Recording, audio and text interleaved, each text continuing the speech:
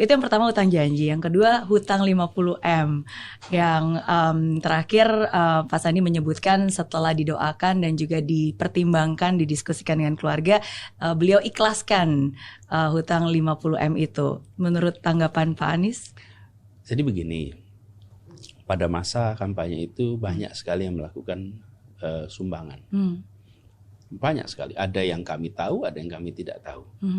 Dan ada yang memberikan dukungan langsung kepada apakah relawan, apakah tim. Nah, kemudian ada pinjaman, sebenarnya bukan pinjaman, dukungan yang pemberi dukungan ini meminta dicatat sebagai hutang. Jadi dukungan yang minta dicatat sebagai hutang.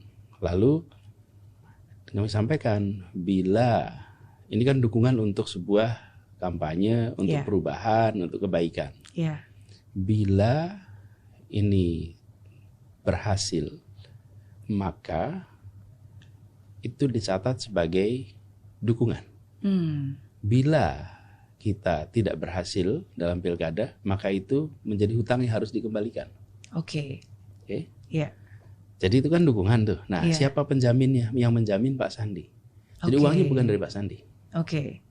Itu ada pihak ketiga yang mendukung.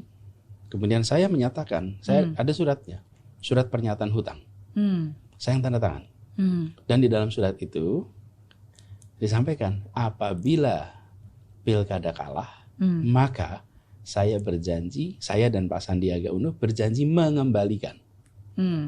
Dan saya dan Pak Sandi, yang tanda tangan saya.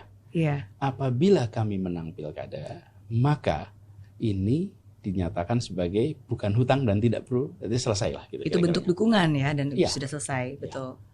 Jadi itulah yang terjadi. Makanya begitu pilkada selesai, menang selesai. Saya ingin garis bawahi, Bu Mary di sini. Kenapa kalau kalah malah bayar? Iya, kenapa? Kan kalau kalah bayar.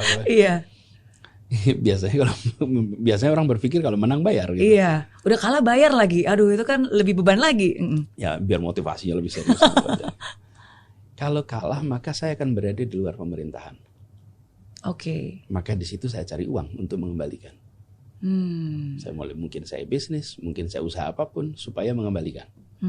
Saya di luar pemerintahan. Kalau saya menang, saya masuk pemerintahan, saya tidak cari uang di pemerintahan untuk membayar itu. Dan kalau tidak, saya harus ngumpulin uang bayar hutang. Lah, bukankah ini yang menjebak kita selama ini? Betul. Dengan segala macam praktek-praktek fundraising untuk apa? Untuk biaya pilkada. Kemarin sebaliknya, bila kalah maka saya di luar pemerintahan, sah dong cari uang. Betul. Sah dong punya usaha. Betul. Tapi begitu menang saya di pemerintahan malah tidak usah. Justru itulah dukungan Anda untuk Jakarta yang lebih baik. Betul, bukan? Dukungan untuk membawa perubahan untuk itu. Perubahan Jakarta. Jadi mengembalikannya dalam bentuk perubahan, janji apa yang bakal dikerjakan gitu kan. Persis. Itu mindset baru.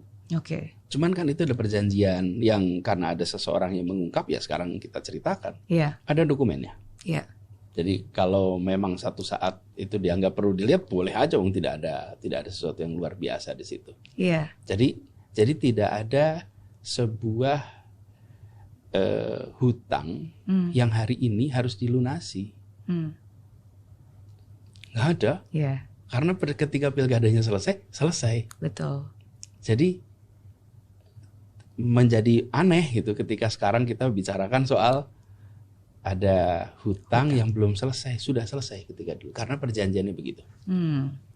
Terima kasih sudah memberikan informasi. Dan ini Bu Mary, saya berharap mudah-mudahan pola seperti ini itu bisa menjadi bahan referensi untuk dipikirkan. Bahwa mendukung itu untuk perubahan. Bukan mendukung sebagai investasi untuk nanti dikembalikan dalam bentuk privilege. Mindset itulah yang harus dirubah ya. Karena banyak orang mungkin bukan apa adanya tapi ada apanya di belakang. Tapi thank you sekali lagi karena banyak kurangnya informasi membuat banyak orang itu berasumsi. Jadi dengan informasi yang sekarang saya dengar langsung dari Pak Anies Baswedan itu sangat membantu sehingga banyak